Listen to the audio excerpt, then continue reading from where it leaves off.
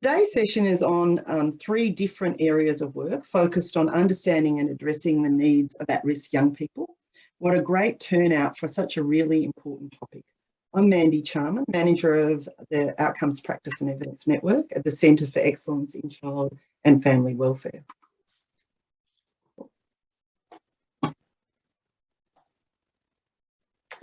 Before we get started, I'd just like to acknowledge the traditional owners that we have to empty that toilet soon. On today. For me, it's the Wurundjeri people, elders past, present and emerging, and any Aboriginal people in the audience. We'll do a little bit of housekeeping. We've got 3 sessions today, 3 speakers, and we'll have question and answers after each presentation. Please use the chat box to ask any questions and communicate with other attendees or the presenters. It's really great to put your thoughts in to the chat box as we go, and we'll pose them to the presenters at the end of the session, unless you put your hand up and, as wanting to do it yourselves. The session's being recorded, so just so you're aware of that. Can everyone mute themselves? That's sort of pretty handy. If you have technical issues, mostly we find with these things that if you exit and then come back, it sorts itself out. If it doesn't, Sarah Ryan, a colleague from the centre, is here. You can private message her in the chat box, or you could call her on the attached number. Okay. Of course, this is our first open forum, and I'm Mandy. As you're aware, Open has been established to support the sector, to share, use and build evidence about what works to support the best outcomes for children and families. And that's what we're all about in this sector. Open runs a range of activities aimed at sharing best practice and building partnerships, providing easy access to online resources about best practice through our Open portal, and providing support through our advisory services to those wanting to progress on their outcomes journey. So feel free to reach out about any of these activities now or in the future. We provide free membership, which will keep you up to date on our activities. And we're looking to grow, so become a member. It's free and it will keep you really advised about sector happenings. The link is in the chat box. Okay, so today's session focuses on 3 really great projects which have worked to strengthen understanding of young people's needs and delivered successful approaches to addressing them to support better life outcomes. The 3 programs focus on different but intersecting groups of young people. So of course, we often find that our cohorts sort of are cross-cutting, and all model innovative, successful approaches to engaging with young people about their needs and how these may best be addressed. Our first speaker is Ariel Couchman, the CEO at Youthlaw. She's going to be talking about the Legal Pod program and its effective strategies to engage out-of-home care leavers. Ariel is the CEO of the Young People's Legal Rights Centre, also known as Youthlaw. Ariel has been CEO for the past 14 years and has initiated development of many innovative programs and led many advocacy campaigns with and on behalf of young people. Youthlaw was established in 2001 and is an independent, not-for-profit legal and advocacy centre, assisting young people under 25 across Victoria. I will now hand over to Ariel, and I'll stop my screen so we can see Ariel. Hi there, everyone. Thank you for joining us today. I'm very pleased to be speaking to you about one of our programs. The Legal Pod program was established in 2018 with 3-year pilot funding from the Victorian Legal Service Board. It was just a relatively small amount of funding when we're talking about service provision, and funded basically a 0.8 4-day-a-week lawyer who also morphed into being the coordinator, the supervisor of the volunteer lawyers and the client initial contact person, so many things, and also promoting the program. And it also employed a number of youth consultants that Create Foundation put us in touch with, who were able to assist us with developing the program and speaking to the volunteer private lawyers that we were involving in the program. So very little else in the funding, but Youthlaw absorbed a lot of it. It's very much what we do. The idea is to do innovative service provision with the hope that the evidence will demonstrate, that more funding should be provided or it can be scaled up. It was externally evaluated in 2021 by the Centre for Excellence, and the evaluation, although only for approximately 2.5 years of the program, found, and small numbers relatively, found the program to be highly responsive and an effective legal service and much more, producing significant outcomes for care leavers, and at the same time extremely cost effective. So why did we do it? Over 21 years of providing legal services to vulnerable young people under 25, we've seen many care leavers, and the research and inquiries, many of those wonderful pieces of research by the CCYP and government inquiries into the crossover kids into the juvenile justice system, the data, it all speaks to the need. For a relatively small, what we're talking about is a relatively small but significant number of care leavers. And I'd say, maybe around 700 per year. A lot of them kids who've been in resi care. They face really high likelihood of homelessness, unemployment, ongoing abusive situations, mental ill health, and sadly being drawn into the criminal justice system. We've seen it.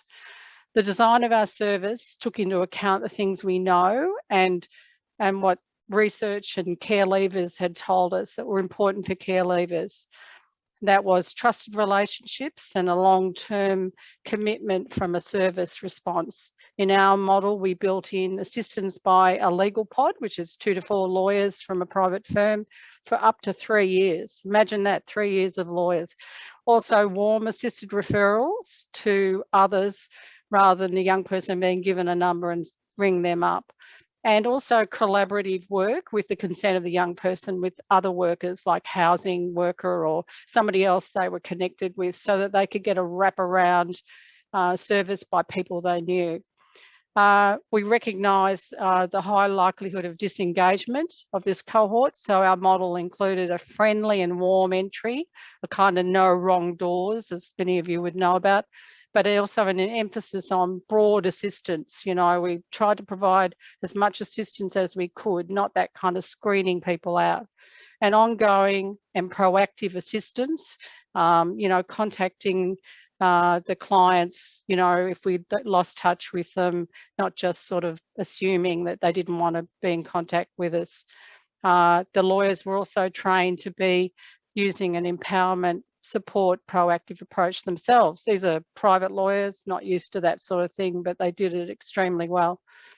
And then recognising the childhood trauma and sadly trauma sometimes in care, our model included a trauma-informed and empowering approach, understanding likely disengagement, the importance of a holistic response, addressing non-legal needs as well, and when giving legal advice and expertise to combine this with emotional support. For example, the lawyers, when they obtained care records, they'd make sure that the young person had sort of emotional support when they were reading through the care records. Okay, so the model is just pretty much a lawyer based at Youthlaw who coordinates all the volunteer lawyers. We had over 49 volunteer lawyers from 9 legal firms, big legal firms in Victoria, mainly in Melbourne, who committed to the program. The law firm partners said, yes, we want to be involved. So they actively encouraged lawyers to volunteer.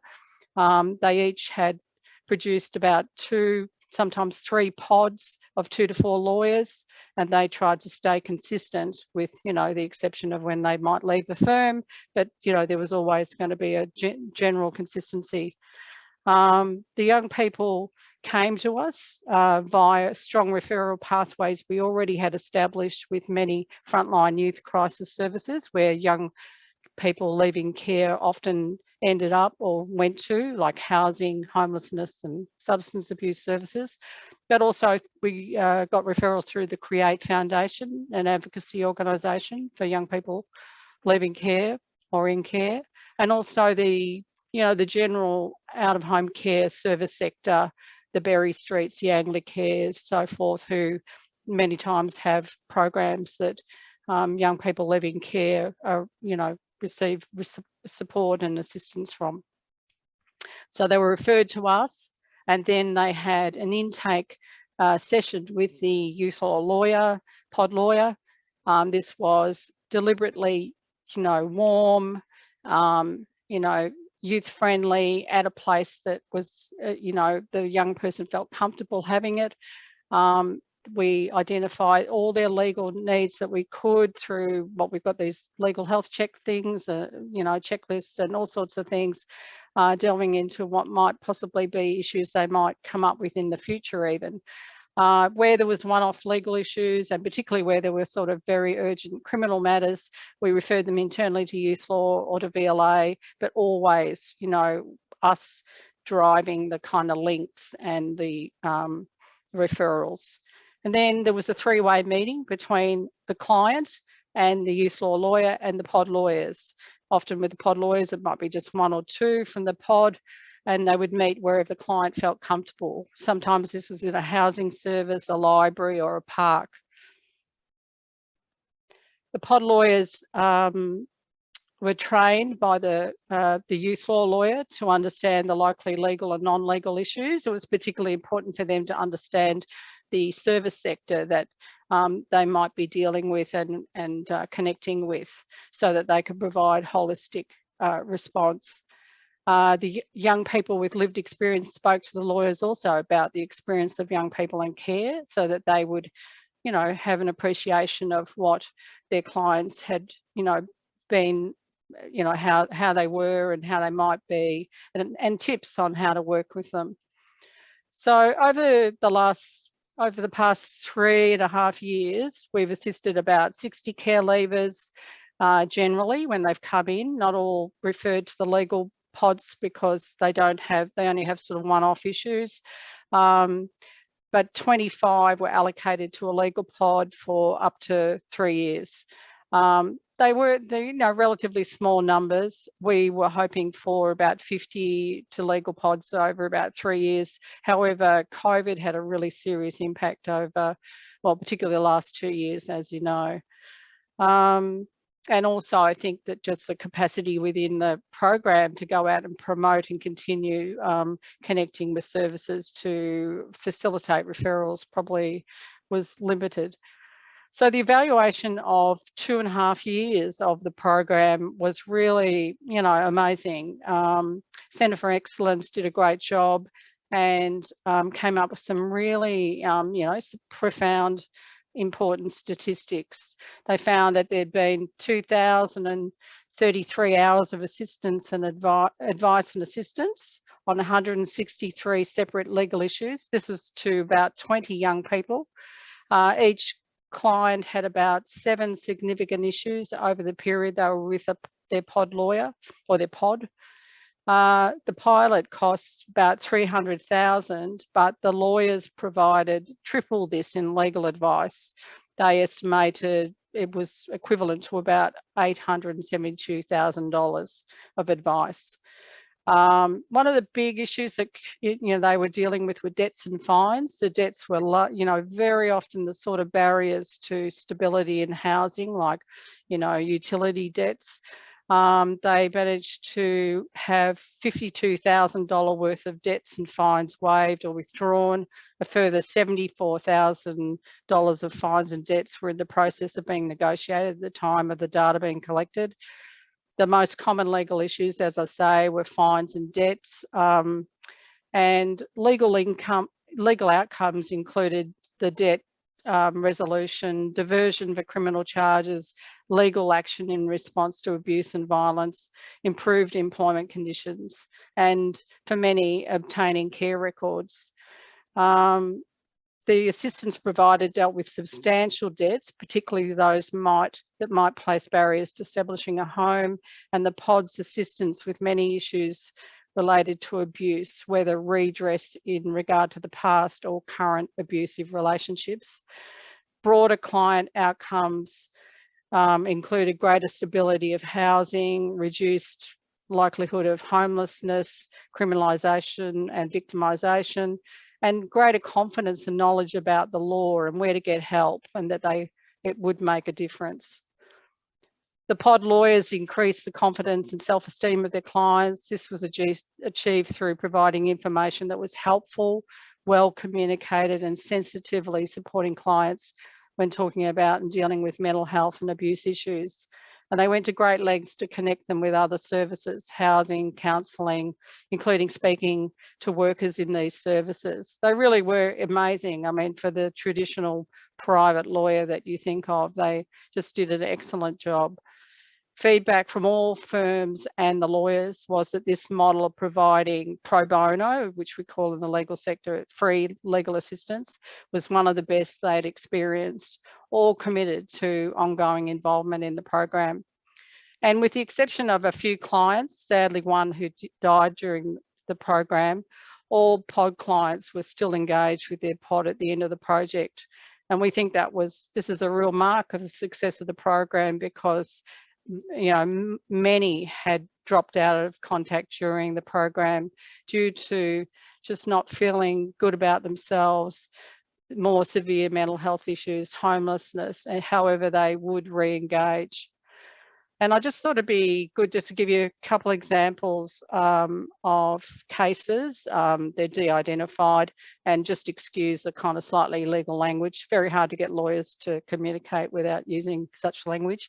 So we had Julie, 19. She was connected with her pod when she was living in community housing and on Centrelink.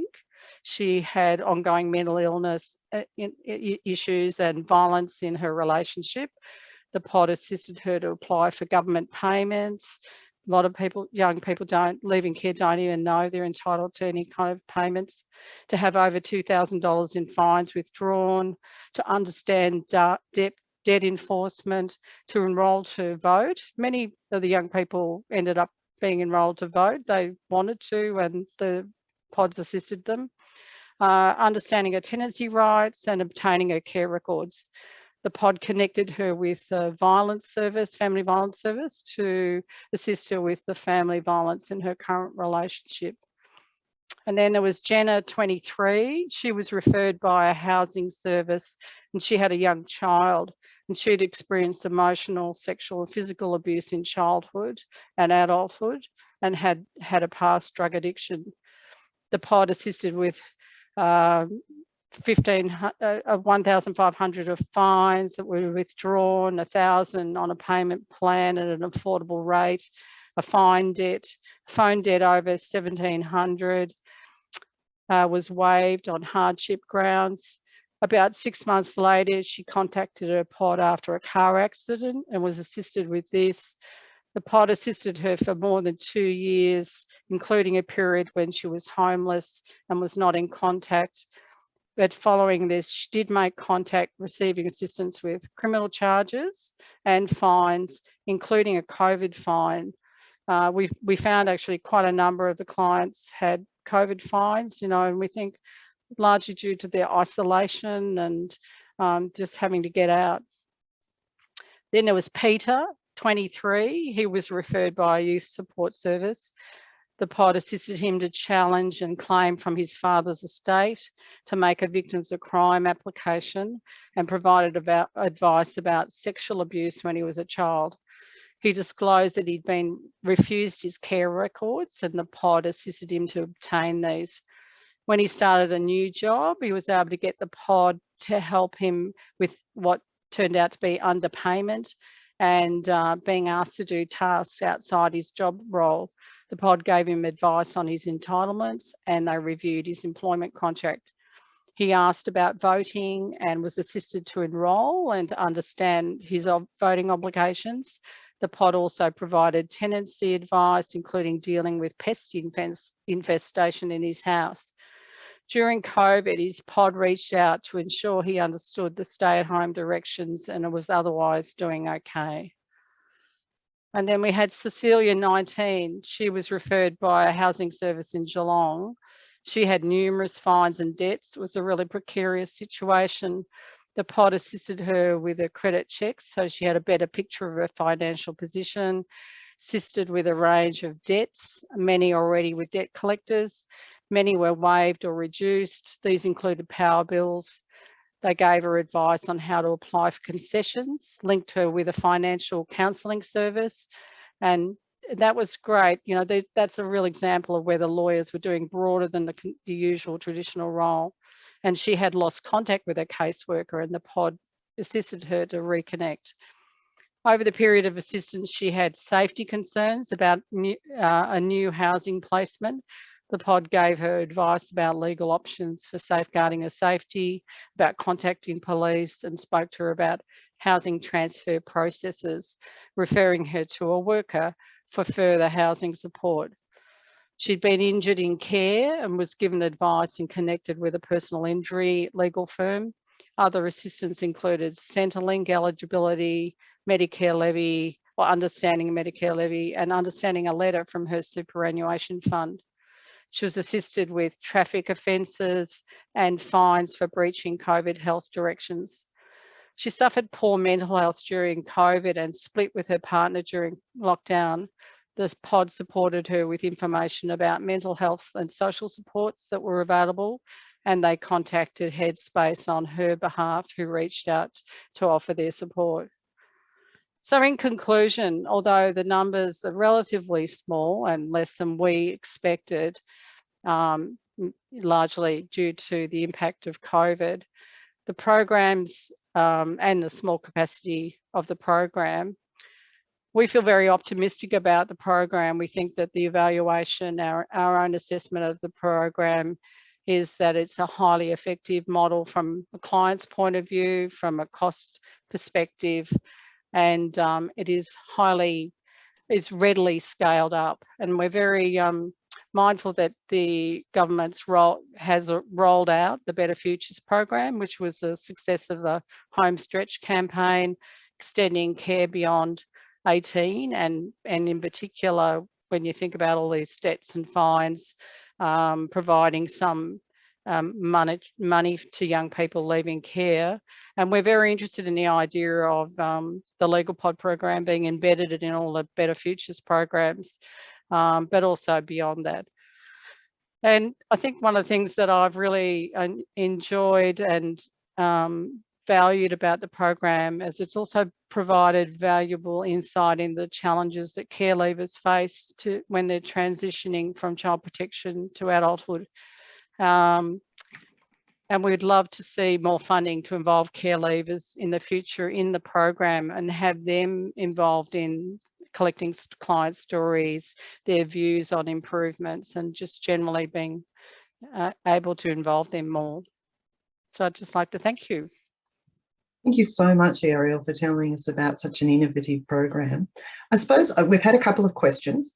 So the first question, what would you think, it's a particular different way of working that clearly has been very effective. What were the sort of 2 or 3 key success factors from the model you use with Legal Pod that you think made the most difference?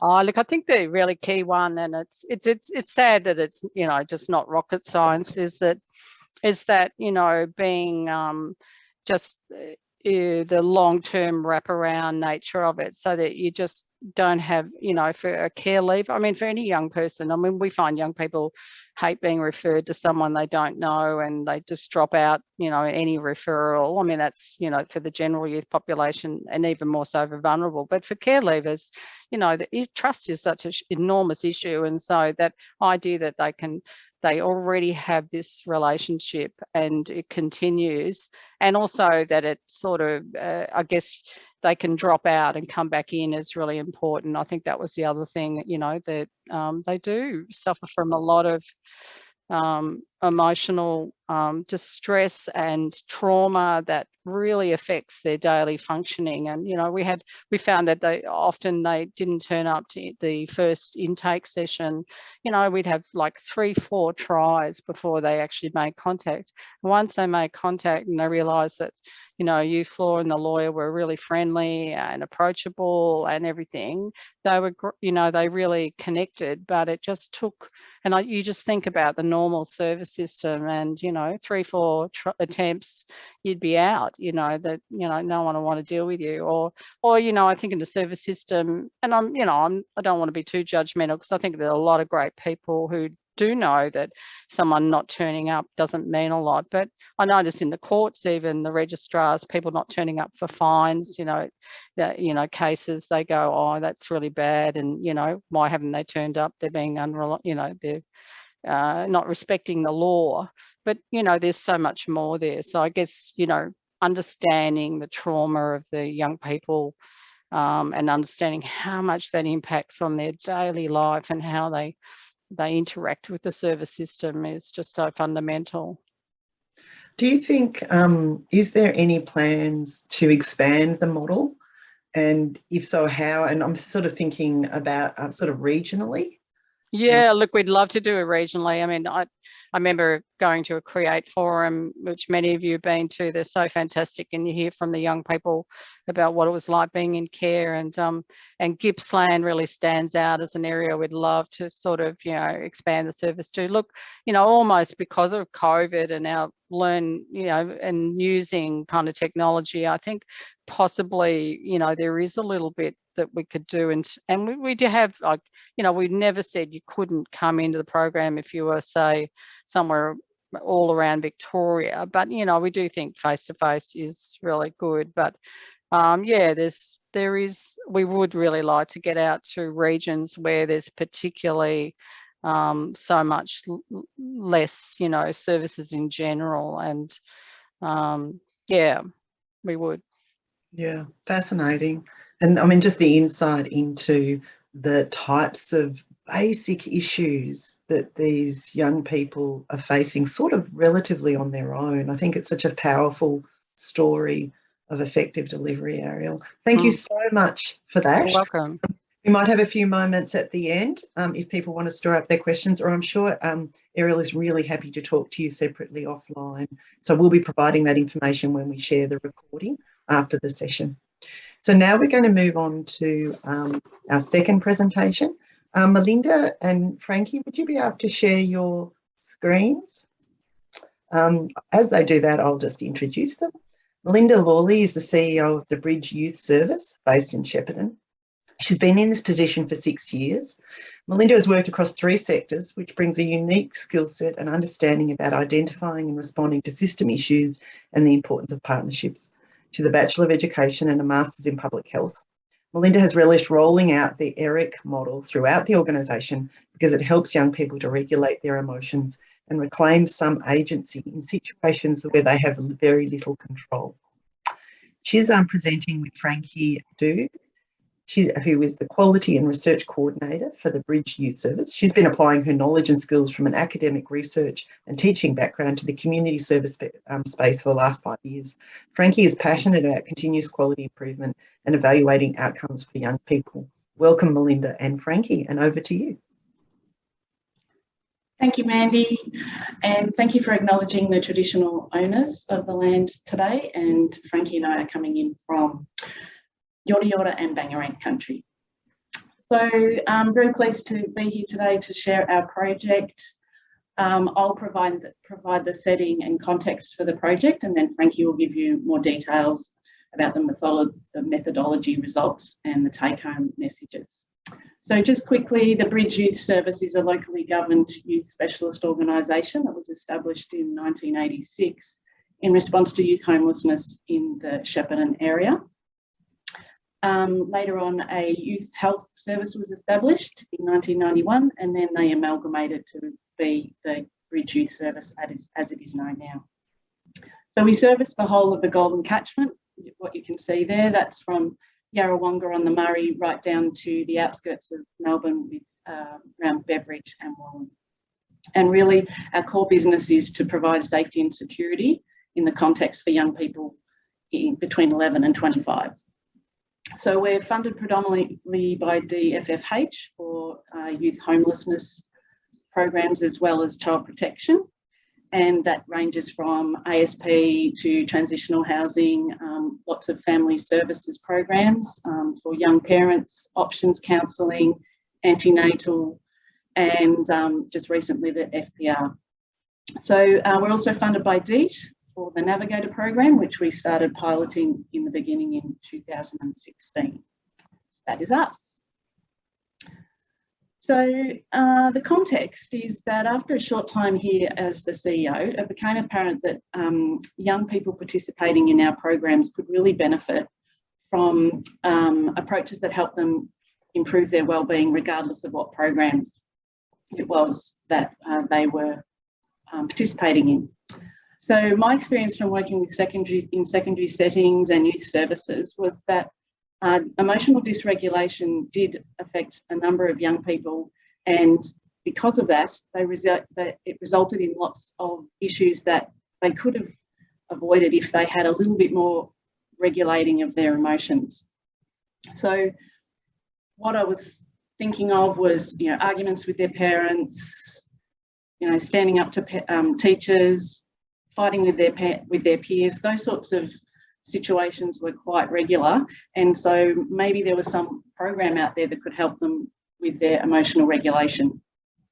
So this is where ERIC, which is the emotional regulation and impulse control, came into our view. It's a therapeutic intervention that assists young people with their emotional regulation, and it really does assist them in many situations in their lives.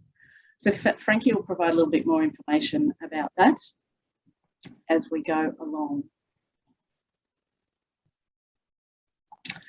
So at the same time as we were developing a whole of organisational approach to incorporate ERIC, we were investigating what programs there were out there to assist young people who were demonstrating aggressive behaviours. It became apparent that there was little out there.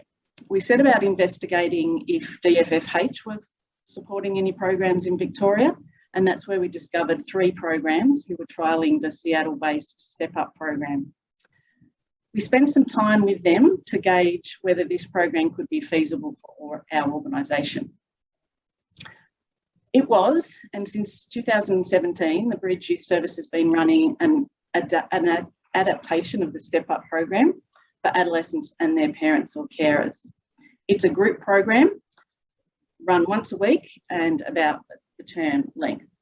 Parents and young people learn together in a group setting with other families about how to resolve conflict, communication and emotional regulation is the focus. Families learn and practice skills that build respectful and safe family relationships. Learning respectful relationship skills during adolescence does help to prevent violence and abuse in their future relationships and families. We regard Step Up as both an intervention and a prevention. So we aim to run Step Up group each term, currently funded through the Family Violence Therapeutic Interventions funding from our partner Nexus Primary Health. So a little bit about the project and then I'll hand over to Frankie. The project was funded through the Learning Systems grants. It focused on measuring the effectiveness of an intervention based on emotional regulation for adolescents who use violence in the home. Gap analysis revealed the need for one-on-one intervention for some of those participants in our Step Up group program. We used ERIC, which is a therapeutic intervention, to see if they would improve their emotional responses to many situations they found themselves in. The improvement in emotional regulation and impulse control was measured using pre and post testing with the DIRS tool. We utilised the expertise of Dr. Kate Hall from Deakin University, who is the co-developer of this program. So now I will pass over to Frankie and she'll talk about the project in much more detail. Thanks. So our project aimed to address 3 key questions, and they were: can ERIC be used effectively as an intervention for young people using violence in the home? We also wanted to know whether the Bridge Youth Service could increase referrals to the program through the Orange Door Goulburn, which was opening up around the same time. This opening ended up being delayed a bit, so that wasn't a key, I guess, focus of us by the end of the project. But we did also really want to know whether ERIC could be embraced by staff and the wider organisation of the Bridge and be effectively embedded as an organisation-wide therapeutic tool. Thank you. So to give you a little bit of a rundown about ERIC, as Melinda said, it's a therapeutic psychological skills program that promotes healthy social and emotional development in adolescents. And it builds on these two outcomes here, so emotional regulation and impulse control.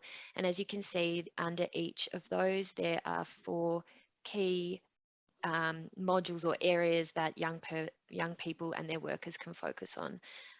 This is usually self-led by the young person, so usually the worker will discuss with the young person where they're at, what they're wanting to work on, whether they can identify their strengths and things that they're wanting to improve, and then through that the worker will guide the young person to either work through some worksheets or think about certain topics in the area. So Melinda, if you go to the next slide, please.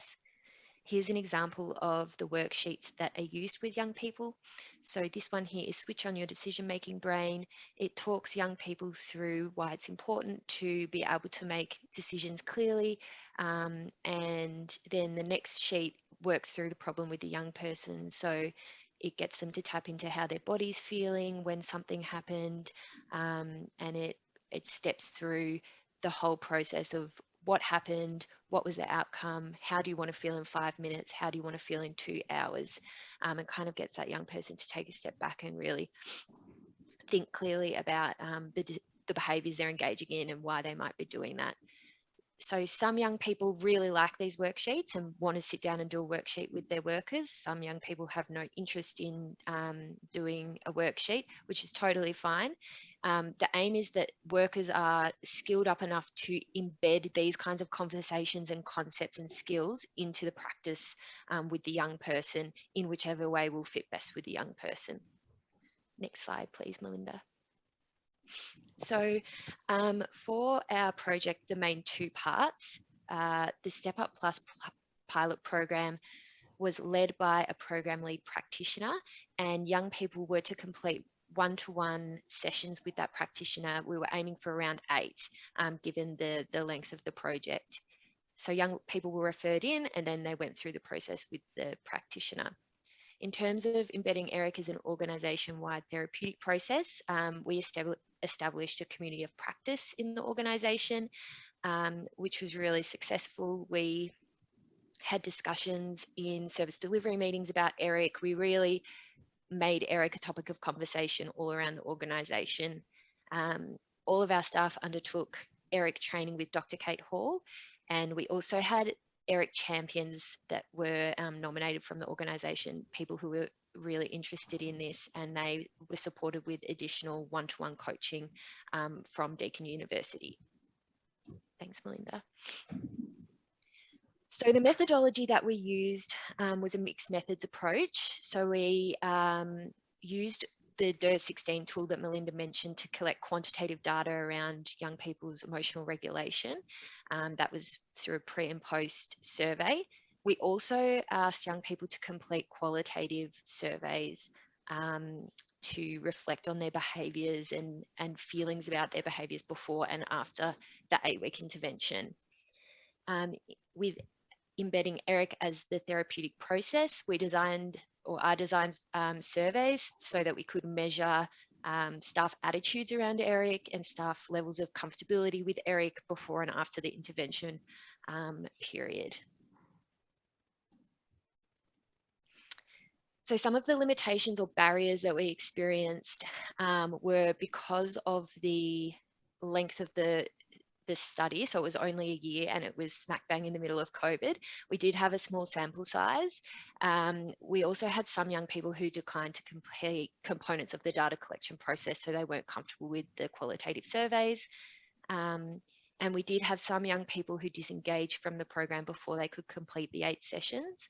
So the program practitioners' reflection on this spoke to the fact that the young people we were working with usually are in crisis quite a lot. And so they don't always have capacity to attend a lot of sessions. And if they're also linked in with other services, it can make it difficult for it to be another appointment they attend to. And that, I guess, kind of fed back into why we thought it was good to embed ERIC as a whole of organisation, because no matter what program the young person was in, they could have this support too. So public health restrictions limited our engagement with young people face to face. We were offering digital sessions too, but some young people didn't feel comfortable with that. And it also can be a barrier if the young person is wanting to speak about things that are happening within the family and their telehealth appointment is in the family home. So that was a bit of a barrier. And some young people were referred in from the criminal justice system as part of a diversion order. And so they were engaging with that at the same time as ERIC. And as through the Bridge Youth Service, we only, all of our programs are voluntary. So that was a bit of a barrier there. We had to kind of explain back to the diversion team that we are a voluntary process. And if the young person doesn't want to complete the program, then they don't have to. So our findings were positive. All of our young people reported that their average score on the DERS was lower than their initial survey score. So the higher the DERS score, the more intensely a young person is struggling with their emotional regulation and impulse control. So we did see a reduction in that, which was really positive. All young people reported feeling that their behaviour had changed in a positive way after this intervention. And 6 out of 9 young people who completed the surveys reported noticing changes in their behaviours, while 9 reported changes in the way that they thought about their behaviours and emotions. So a large part of ERIC is that emotional literacy, getting young people to understand how their emotions then impact their behaviours. So that was really positive outcome. Some of the feedback from our young people included, I'm now wanting to align my behaviours and actions with my values of respect and caring. Because of laws, I was given space to talk about my feelings and learned it's okay to express different emotions all the time. Instead, I think it's weird to stay with one emotion now. And instead of flipping my lid like I used to, I express that something is annoying me, and if talking doesn't work, I walk away or tell them to stop again. So that they were really great things to hear, considering the intervention was only an 8-week intervention. In terms of the findings for embedding ERIC as an organisation-wide therapeutic approach, these were all positive. So for the first question, so we looked at the staff understanding of ERIC in February 2021 as opposed to December 2021. And you can see in December that most of the staff reported understanding a lot or a great deal about ERIC. In terms of staff confidence, by December 2021, all staff reported that they were at least somewhat confident in using ERIC, which was a big change too. And then the staff rate of use of ERIC also increased. So in February 2021, it was 25% of staff using ERIC once a month or over. And then by December, it was 68% of staff using ERIC once a month or over.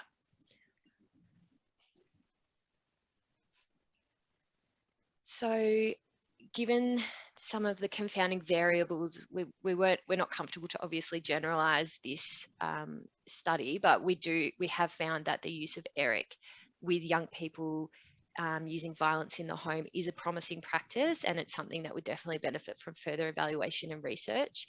And it really affirmed for us that it's something that we want to continue using within our organisation. Our practitioner feedback highlighted the importance of outreach opportunities when working with young people. So especially given the sensitivity and often difficult nature of conversations and support, it was really important for young people to be in places and spaces that felt comfortable and safe to them, and to have that rapport with the worker as well, where they felt comfortable to talk about these things. So we've predicted that a longer intervention period would result in a more significant reduction in DIR scores for participants. So that's definitely something that we'd like to see in the future. So we're predicting that the longer that you would embed ERIC with a young person or use ERIC's skills with a young person, the better that their skills in emotional regulation, impulse control would be. We also acknowledge that systems work is really important. So Step Up Plus worked solely with the young person, which because that was an identified gap. But a recommendation for the future would be to extend the program and utilise a systemic intervention. So allow the worker to kind of work with the whole family in a wraparound approach. So through this project, the terms young person violence in the home or adolescent violence in the home were used, but they're only used by practitioners and other staff. To avoid negative effects of labelling, we didn't use these terms with young people at all. We use phrases such as unhelpful or harmful behaviours, and really got the young people to put themselves in other people's shoes and reflect themselves on their own behaviours rather than kind of coming in and labelling the behaviours for them. We really focused on the ability for young people to have agency in their emotional regulation journey, and that's kind of what ERIC gives. It gives a whole platform that the young person can kind of work through at their own pace, in their own way that they want to, in a way that's comfortable for them. Thank you.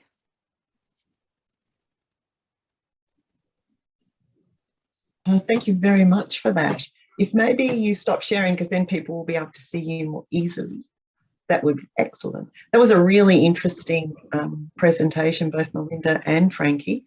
We've had some really great comments. Fantastic innovation at the Bridge Youth Service. The deliberate and systematic way you've approached this whole thing, both from the initiation at a project or program level right into how do you get the maximum benefit out of this approach, I just think is sort of quite inspirational, really. So I'm fascinated with that. The questions were actually, there's a question from Sarah about what would your advice be for other services looking to embed ERIC in their organisation? And what were some of the challenges? Because that's a big deal, changing organisational practice. So what would your reflections on that be? Do you want to have a go at that, Frankie, or would you like me to? I can speak, I guess, to the second part. So Yeah. I think some of the challenges were staff, I guess, hesitancy to lean into a new practice, but in actual fact, getting them to realise that these were skills and tools they were using every day within the practice that they're already doing, but it's just kind of a way of putting that together and conceptualising it and giving extra support around that. That really helped staff to lean more into using ERIC and get more excited about it, I guess. Yeah, and I'll add to that I often feel for our staff who are particularly working in the homelessness area where, you know, the young people come to them because they want a house and that's not what we can give them. And so I feel like helping them with their well-being and in this case their emotional regulation is something positive that they can work on together while they're trying to you know, find some sort of solution to homelessness, for example. So I think that's added value to this program, that it was something positive they could do together when they had the opportunity to. Yeah, and I mean, through those type of mechanisms and the success that clearly is sort of being experienced through those modes, it also would build trust, wouldn't it? And relationships between the young people who would be going through a very hard time, basically.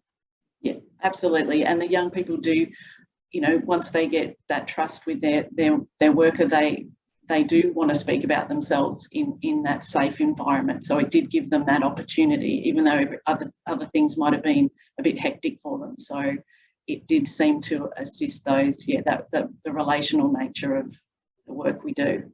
Yeah, absolutely. We do have a question. How many participants and staff were Aboriginal? And did you also accept referrals from the Criminal Justice Services where a young person was a voluntary referral?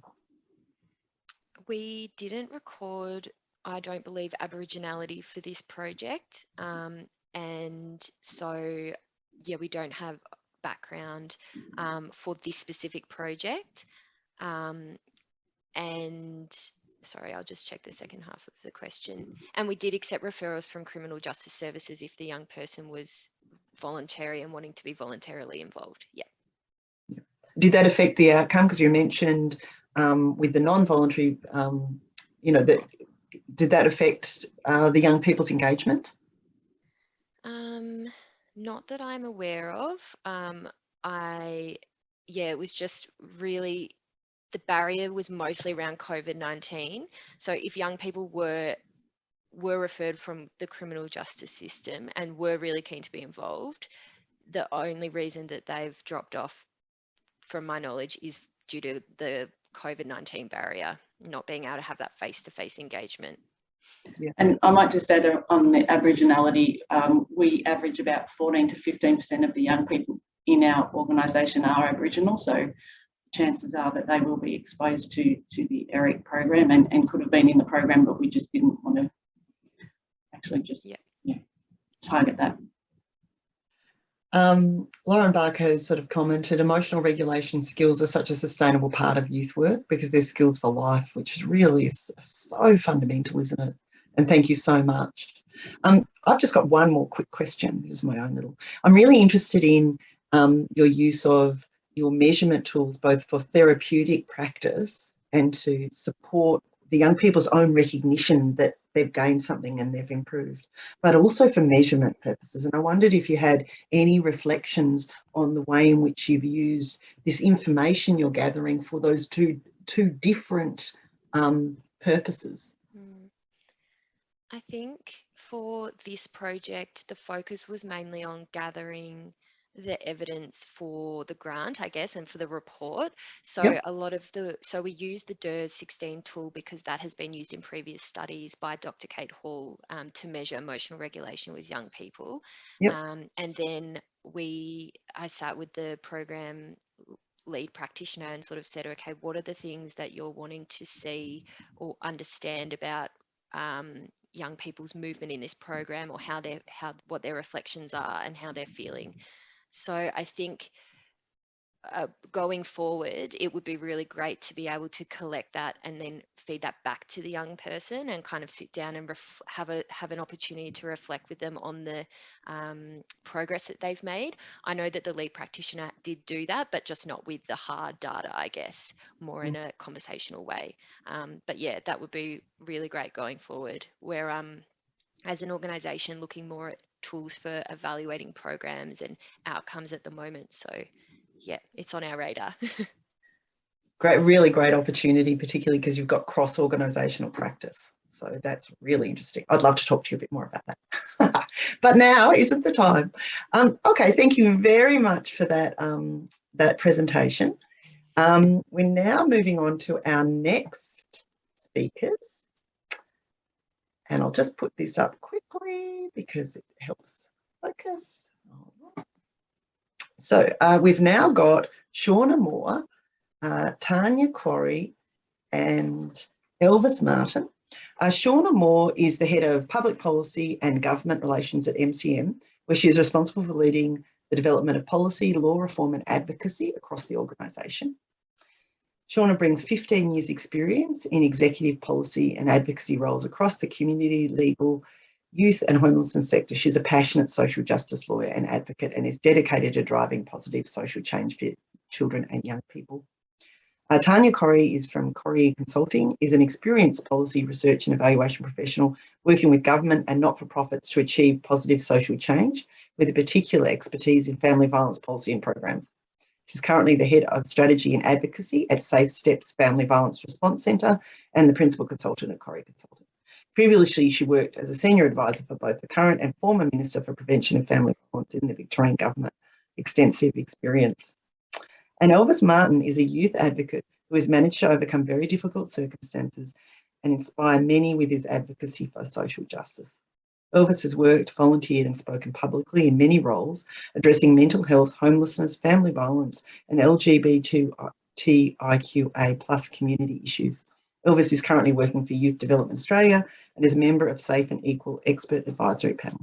He uses this platform, including a large social media following, to promote inclusion, diversity and equality for all.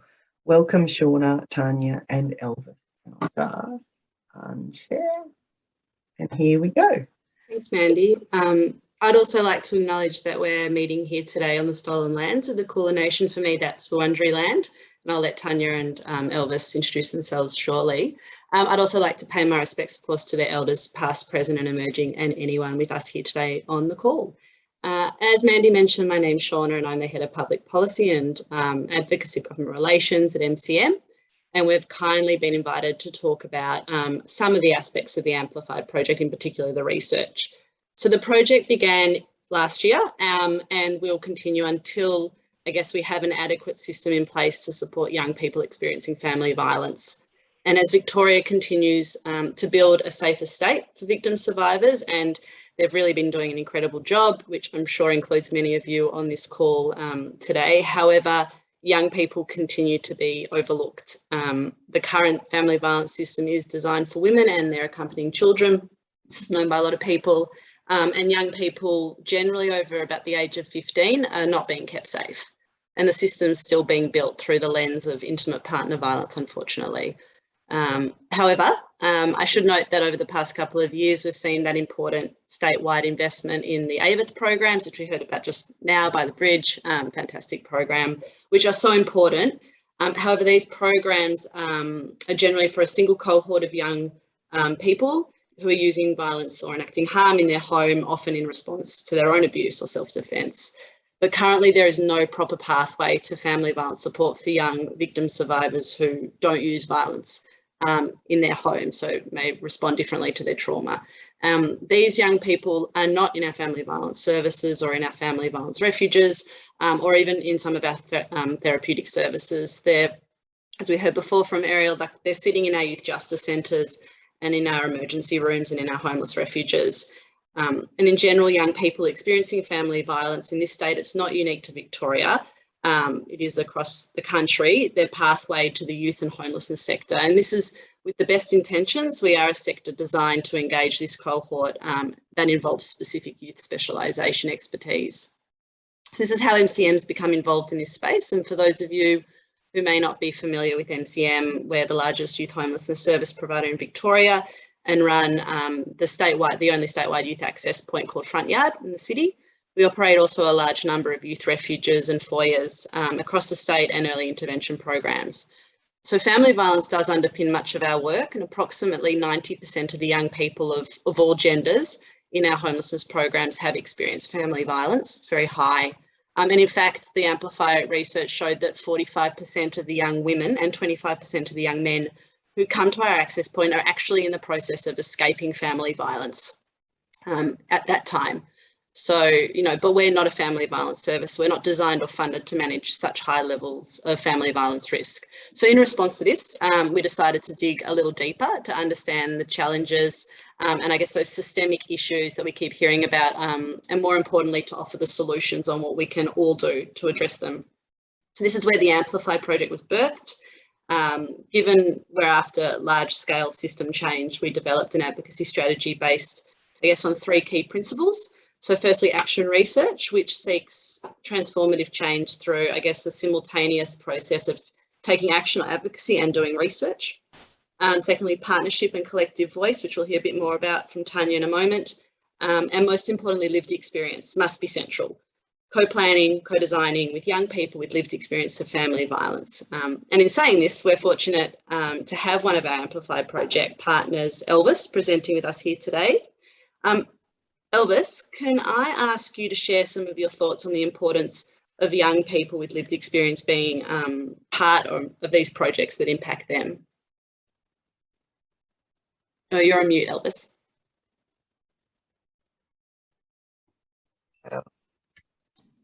Does it work? No? Are you guys able to hear? Perfect, cool. Thank you so much, Shawna. And I would also like to acknowledge the traditional owners and pay my respect to their past, present, and emerging. And I'm joined from NAM, which is Melbourne. I think the role young people play in young people with lived experience play in research or development of programs or advocacy is very critical, and that also decide that if the program is going to be successful, because if the program is not designed with people who actually who's getting support from that program, or how it affects young people, if it's not designed with young people, it's not going to be successful. So it's really important that young people with lived experience are involved in every stage of the program development for it to be successful. I would like to highlight three points here. And first, lived experience need to do more and inform more than storytelling. Storytelling is important, but I think that young people, I think it's really important to understand the insights that young people learn from their stories. So most of the time what we see is, unfortunately, young people are only engaged to tell their stories, and which is inspiring and brave of them to do that. But organizations and program development team usually forget that we need to learn from the inside, not rather than a story, because I can talk about my story and it would be only representing me, and it might not be the same experience for other young people. So it's really important to understand, to engage young people more than just storytelling. Young people with lived experience correctly identify their needs and outcomes without assumption. And most of the time, unfortunately, we currently in the sector, we do, it's common that we assumptions are made what young people need and what people with lived experience need and what they might be going through. So if you really want a program that is successful and that really helps people, then young people, then you need to involve young people. One of the example, if I can take, is young people, like there are a lot of programs and services right now that provide help to people experiencing family violence, but that young people can't really relate with it because it's not developed keeping in mind, and at the same time having that voices of young people what they need. Their experience of family violence is totally different than the experience of family violence of their parents or whoever is involved in that journey. That doesn't mean that the programs that currently running are not good. They are good and funded, but unfortunately young people can't relate with it, the majority of the programs. The second thing I want to talk about is young people with lived experience, as I mentioned, play a critical role in developing resources, but as well as communication. This is something that's really important to me. And please let me know if I'm speaking too fast, I can slow down. Communication, developing communication, because most of the time, organization advertise whether their services and support through Facebook, which most of the young people don't go on. And I'm not that young, but still I don't use Facebook. And people don't access. And the other thing which organizations do is like they expect young people to read their newsletters and things like that. Like, let's just be real, who's reading that? You know what I mean? Young people are not going to, and most of the time young people struggle who's accessing, struggle to access support for family violence and even understand what family violence is, because where they hang out or where the platforms that they are on, there is no communication or conversation or about what is family violence.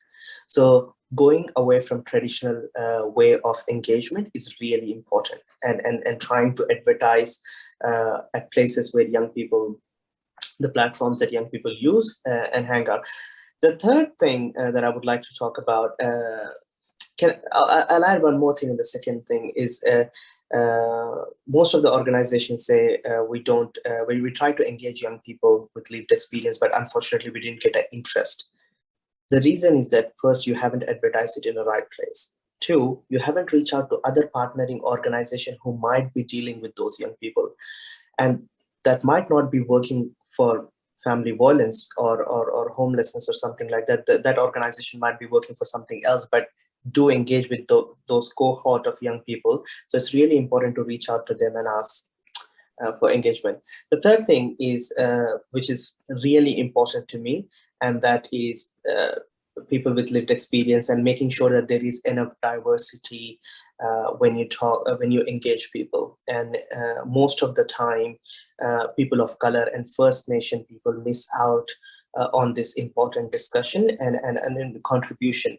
And I heard many times where people say, unfortunately, we didn't get interest and we were not able to reach out. The question goes back to the thing that I just said, is like, where are you advertising? What efforts are you making to really reach out to the community to hear from them? Because if you want to create a program for everyone, and especially like people with like diverse communities, then are you really hearing from diverse community? Don't just, like I see on many committees and many advisory bodies, for a tick of box, you will have one person of color and one, sometimes, not always, sometimes there's one First Nation person, and that's just tick the box. That's very tokenistic. It's not going to achieve anything. It's better you don't develop a program if you are not going to engage with young people properly and really have diversity. Diversity of experience is important as well. I'm a person of color, but when I'll talk about it in the next questions that I'm about to answer, that why it was important for me to advocate for other people and why it was important for MCM to really engage other people from diverse backgrounds, because I can't talk about everyone's experience. So so that's why it's really important to engage people from diverse backgrounds and diverse experiences, and making sure that there is gender equality as well. Thanks, Elvis. And now, Tanya, if you could talk a little bit about how we put that, I guess, into practice. Sure, thank you. So I too would like to acknowledge the traditional custodians of the land. For me, that's the Wurundjeri people of the Kulin Nation. So as Shawna has mentioned, one of the first principles of the project from the outset was that it would be led by young people. To an extent, it sort of needed to be our first source of truth. So the experiences of the young people themselves, from which other lenses could be applied to help us with a really robust and evidence-based report. So it kind of started with ensuring there was representation of young people in our reference group, now of which Elvis was one. So not only was it important that they were represented, but we also had to make sure it was a platform for them to actively and meaningfully engage in it in a safe way. So we were fortunate that the people on our reference group, from sort of the sector peaks to organisations and academics who had a really good history of working with young people. So it was sort of naturally already a pretty even playing field in terms of participation. However, you know, that was also reflected in the way the meetings were chaired, etc., to make sure that there was always priority given and a space given for people to share their insights. I think the other thing that was really important and that we were really conscious of from the outset when we were engaging with young people was the expectation from us wasn't that they share their story. Their expectation, our hope and our expectation was they would share their insights.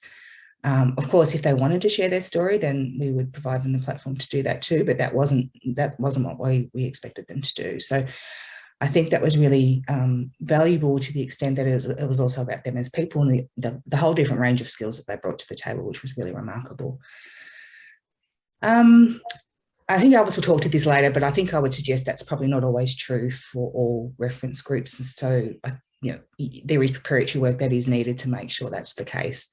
When you think of power imbalances and things like that in groups like that. So I'm not saying we got it perfect. I would like to say we were truly representative and we had every single, we weren't, and I think that's a really challenging thing to do. But we're quite explicit in our research and in the report that there were gaps in terms of representation that needed to be looked into. We didn't pretend that we had appropriate or sufficient engagement with Aboriginal young people, for example. But as best we could, we also tried to be representative. So that was through having a couple of members who identified as LGBTIQA+ on the reference group, and then lived experience, including disability services as part of the MCM, as part of the overview, and a range of other groups that we worked with. So the first thing we did in terms of applying this was, is what we've coming up with so far, is the problem itself the right problem we're trying to address? And that was one of the first questions we asked the young people, as well as, having done a literature and policy review as the first step of the project, running that by them and saying, does that resonate with what your experience is? Is this the sort of thing that you would suggest is correct? What's missing? And then we workshopped again their insights in terms of what was perhaps not included in the literature that needed to be included in our research. That formed the basis for pretty much everything else. So that gave us the sort of framework to then go to practitioners and different groups of organisations working with young people to put the different lenses on top of that to make sure it was really a holistic kind of response to the young people. So that was including having a safety lens, so having workshops with family violence practitioners through their own store and through the specialist family violence services, having a youth lens through working with youth workers. A big finding was around rights and agency, so having that overlay of rights and legal, so having a workshop with some legal practitioners, youth legal services. So what the young people told us, we applied those lenses over it rather than trying to pick and match. We started with what the young people said and layered that rather than having it driven by anyone else. So I think Elvis mentioned, and he'll probably talk about afterwards, but being intersectional is so important in any context, but for young people it was really, really clear. So one of the things that we would suggest, and we've put in there, that we would need to do some more work working with some Aboriginal young people and have that led by community. As a non-Aboriginal organisation, I think we were hesitant to pretend we could speak on behalf of Aboriginal communities, so that would be a partnership, I think, moving forward. That'd be really important to explore. I've got so much more to say and I realise I'm going to run out of time. So from all of that, we worked through and articulated the findings, themes, recommendations. This again was workshop with the young people to make sure it was reflective of their experience and what they told me or us. What was really important was also accessibility. So if we're true to our word and saying that we want to be led by young people and lived experience, that anything we produce really does have to be accessible. So as best we could, we tried to make that the case. So that meant things like removing acronyms, which is a trap I know we all fall into, and referring to practice formats and things in ways that are actually really, that makes sense to people. And also we're talking to non-technical family violence specialists. So talking about MARAM, which is, a perfect example of an acronym that is complex, that actually the substance of it's important, but what it's called isn't. So, how do we reframe some of that language to be really inclusive? So that's just an example of how it helps shape what the final product looked like. So I'll close it off, but just by saying that, from our end, I think it was such a good process. It grounded the work. It kept bringing you back to the why. It was a really perfect sense check when we were going through and finding things out. There was no lack of honesty and integrity in the way young people contributed to the project. So I certainly, personally, as a researcher, got so much out of the process, and I think there's no way we would have gotten to the point we have with it had it not been through that process. So yeah, I personally was really grateful for that, and I think I'll hand that over to Elvis really to talk about what that means from his point of view. Thank you, Tanya. I think this is really important, like engaging, as I mentioned in the start, that engaging young people with lived experience, but how that engagement will look like and what will be the process of recruiting young people, but as well as the contribution that they are allowed to make. Tanya and Shawna and MCM had made very clear to me and one of the other young person who was on the reference group is that you don't have to talk about your story. It's up to you if you choose to, but we are here to like hear and learn about your insights of your lived experience. So there were so many people from different organization leaders and CEOs.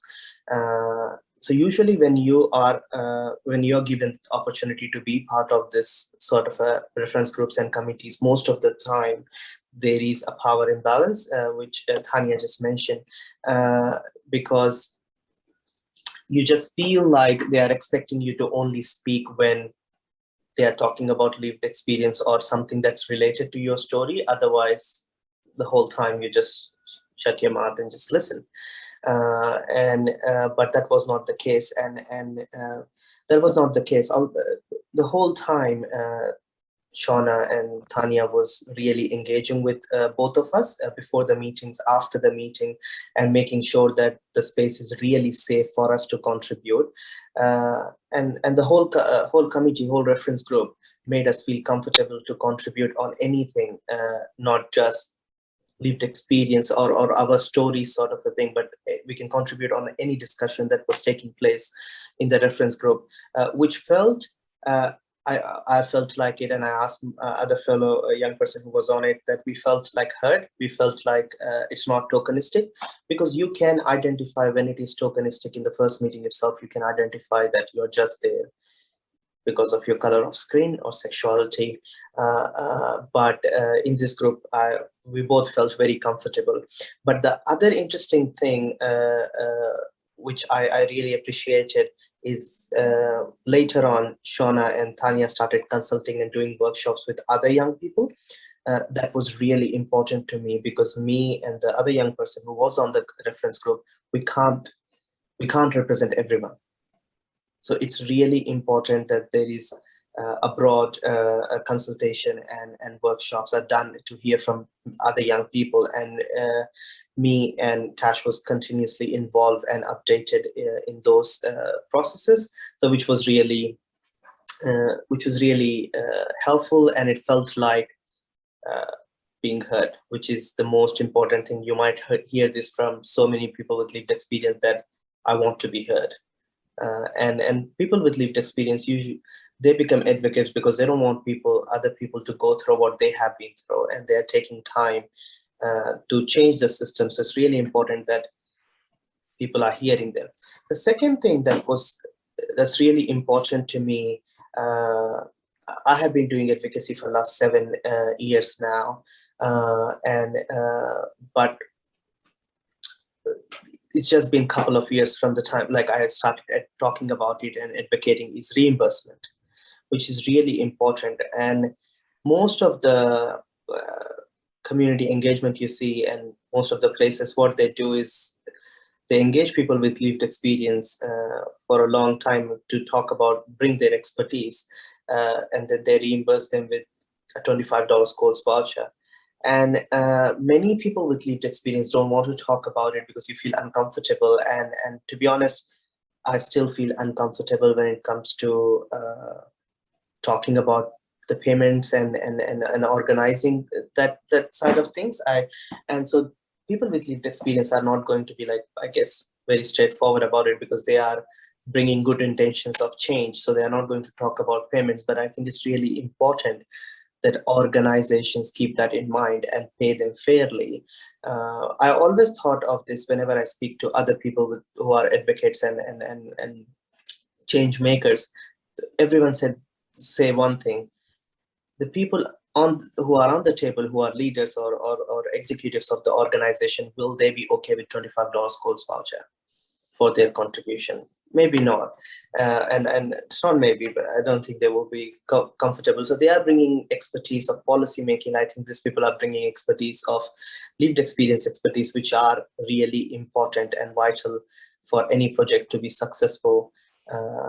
So I think paying them fairly is really important, making sure that it's not becoming tokenistic, and being very clear. As I just said, that I still feel uncomfortable to talk about it. Yesterday, I was having a chat with Shawna about today, the event, and she said, Elvis, make sure you tell me how many hours so that I can put that the time that you're taking to prepare and things like that. I tried to end the conversation because it was just uncomfortable for me, and I tried to change the topic very quickly. And then she come back to it again, and she's like, you're still getting paid, so can you tell me the hours? So she keep, like, it felt like someone cared, if I can say that. So it is important, if you're engaging people with lived experience, they are giving their time, they are bringing expertise, so acknowledge it the way it should be. And then making sure that the third thing is that making sure what really worked is the reference group not just engage us while they were creating the strategy, but we are engaged, as I am here today, we are engaged after the launch of the strategy. And we keep receiving updates from Tanya and Shawna about how the project is going, what's happening. And so continuous update of what's happening makes us feel like we were not there just for a tokenistic, like it was not a tokenistic process. So we feel like, okay, our suggestions and ideas are being heard and taken seriously. Thank you. Thanks, Elvis. I'm conscious of time, so I was going to speak about a few of the findings, but I have posted the link to the report in the chat. I just wanted to touch on two very quickly for this group. I think there was, numerous amount of findings and recommendations made. But here I just wanted to say that too often policy settings classify children and young people as one group, which ends up meaning that a lot of services are developed for the younger children, kind of not matching the needs of young people. So we're really calling for services and government to decouple those policies, decouple children and young people in their policies.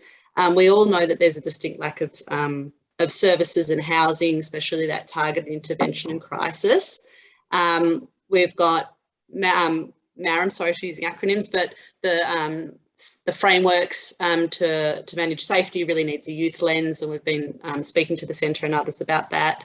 And also, this research has uncovered that we didn't expect this actually at all, but the vast majority of services are not clear about what young people's rights are, including their capacity to make their own decisions or entering into contracts. So there is this tendency to have policies in place, or we can't work with under 18s unless we have parental consent, for example, even if the parents are the ones perpetrating the violence. So there's this, real, and it's no one's, being a lawyer myself, it's really kind of, the law is complex, ambiguous, and sometimes inconsistent. So I think there is a real need for services, including governments, to really understand what the rights are of young people, if we're really talking about making sure that they've got agency. But yeah, I've put the link in the chat. The advocacy continues, so if anyone's interested in being part of the project or finding out more about our methodology and recommendations, please do get in contact with Tanya or I or Elvis. That was great. Thank you. Thank you for all of that, Shawna, Elvis and Tanya. Really comprehensive account of your process, which is really what we were really interested in hearing about. I'm not sure if I'm sorry, we've run out of time. We're a victim of our own success here. 3 really interesting dynamic presentations. I'm not sure if you have a few minutes after the end of the session just to hang back in case anyone did have any direct questions for you. Thank you everyone for the great forum we've had. One last thing in passing. We're hoping, we just wanted to give people a heads up about another activity we're running next week. We're doing an open coffee talk information session for a course that we're hosting about evidence-based, I've missed the decision there, evidence-based decision-making for human services leaders. The 2 facilitators of that course, Eric and Lisa, are going to be there, as well as a couple of graduates from that program. And it's next week, Thursday, from 10:30 to 11:30. If you are interested, it's been a course that has been designed to run over 3 or 4 months, particularly for team leaders, managers and executives, to strengthen our evidence practice and drive sort of the embedding of evidence into organisations. So a lot of things connected to what we were talking about today in relation to how do we then represent the successes of our programs and share them in a way that is powerful and other people can pick them up. And these are the types of skills that we're also responsible and open for sort of supporting in the sector. So if you want more information about that, please feel free to contact me. And once again, I just really wanted to thank everyone for such an interesting session and sort of related issues across sort of working with youth who and bringing forth their opportunities to be self-determining and support their own positive life outcomes. So thank you once again.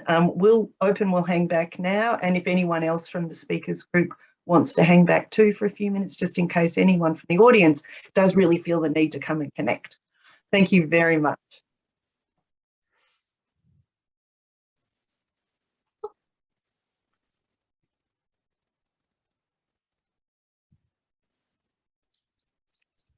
Oh, hi. Hello, it's Antoinette Carroll from the ACT. I was just wondering, they were really inspirational sessions. And I'm not sure if you're aware that the ACT are trying to lead the charge in the minimum age of criminal responsibility. I just think that I'm assuming these sessions are recorded, you were saying. I just think some of the program logic and methodology would really complement some of the work we're trying to do here. And it is, I suppose, anyway, of anybody talking to within government. So it's predominantly government services that are overseeing the rollout of what a program logic would look like for that cohort of young people 10 to 14. And the ERIC program just seems like it will be, that's a lot of the, and particularly care and protection also as well, crossover children. So I'm wondering, have you had any liaisons or contact with ACT government in relation to program service delivery? Oh. Who particularly are you asking? Oh, sorry, I was just asking yourself, actually. Yeah. Sorry. Do any of you have comments on that? Oh, look, this is Ariel. Yeah, look, age of criminal responsibility. Hi, Ariel. Hi, it's a big issue, and yeah, look, it would solve a lot of problems. You know, I mean, look, there's not a big appetite for it, or it's sort of seems to be there seems to be more so the last year or so. But yeah, look, of course, that it would change so many things. But yeah, I get where you're going with, like raising the age of criminal responsibility. There also